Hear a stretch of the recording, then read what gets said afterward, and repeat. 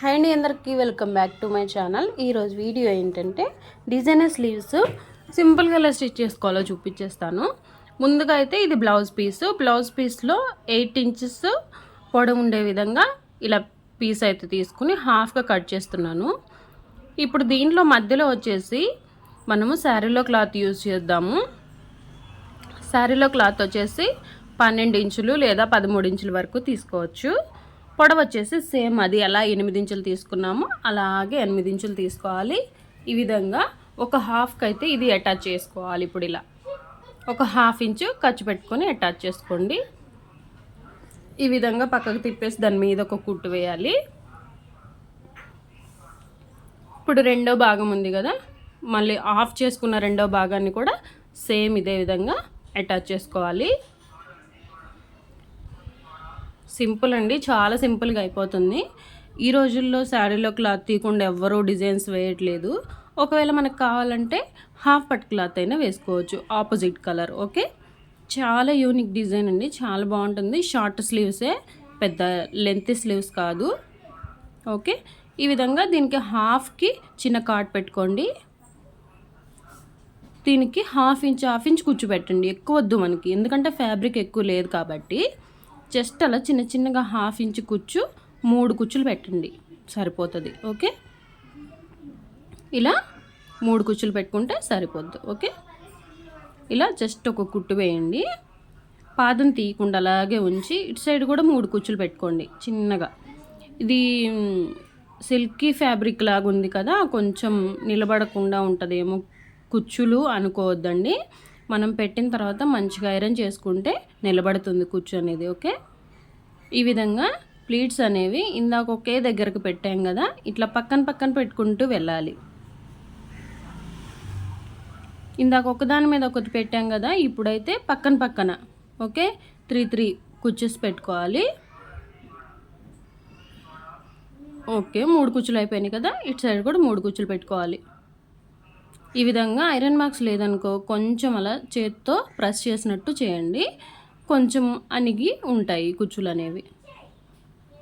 Okay, చూడండి నేను stitch చేస్తున్నప్పుడే సగం అణిగిపోయినాయి. ఇప్పుడైతే కొంచెం ఐరన్ బాక్స్తో ఐరన్ చేస్తాను, ఎలా ఉండితో మీకు చూపించేస్తాను.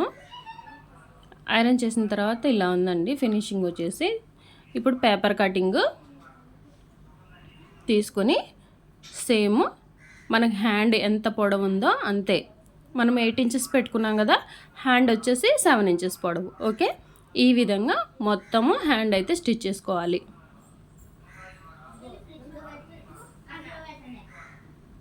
సేమ్ మీ హ్యాండ్ ఎంత ఉందో అంత తీసుకోవచ్చండి. పేపర్ కటింగ్ చేసుకుంటే చాలా ఈజీగా ఉంటుంది.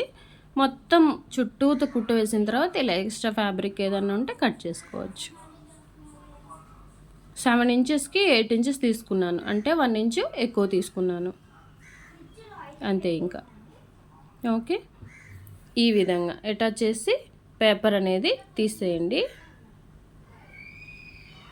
తీసేసిన తర్వాత ఈ విధంగా ఉంది. దీనికైతే బార్డర్ అటాచ్ చేద్దాము. ఇది చాలా సిల్కీగా ఉందండి, లైట్ వెయిట్ ఫ్యాబ్రిక్, కానీ పీసులు మాత్రం తెగొచ్చేస్తున్నాయి. దానికోసమని నేను ఇలా బార్డర్ అయితే కట్ చేసుకున్నాను కదా, 3 ఇంచెస్ వెడల్పు పెట్టుకున్నాను. పొడవు వచ్చేసి హ్యాండ్ లూజ్ ఎంత ఉంటే అంత. ఇప్పుడు ఇలా పీసులు వచ్చే క్లాత్కి ఏంటంటే మనము ఈ విధంగా లోపలికి ఖర్చులు ఉండే విధంగా అటాచ్ చేసుకోవాలి. ముందు హ్యాండ్ అయితే తిరగేసి అంచునైతే అటాచ్ చేసుకోవాలి. అటాచ్ చేసిన తర్వాత ఈ విధంగా పైకి తిప్పాలి. ఓకే, ఇలా పీసులు అనేవి పద్దాక పోకుండా ఉండాలంటే ఇలా పైకి పెట్టేసి లోపలికి మడిచి హాఫ్ ఇంచ్ క్లాత్ ఈ విధంగా ఒక కుట్టు వేసుకోవాలి. ఇలా పైన ఒక కుట్టు వేసి అక్కడ లేస్ అయినా వేసుకోవచ్చండి, లేదు అనుకుంటే నార్మల్గా కుట్టు అయినా వేసుకోవచ్చు. ఈ విధంగా ఒక స్టిచ్ వేసుకుంటే సరిపోతుంది. ఇప్పుడు వచ్చేసి కింద కూడా కుట్టు వేయాలంటే అవసరం లేదండి, మంచిగా ఫినిషింగ్ వస్తుందండి, కంపల్సరీ నీట్గా ఉంటుంది.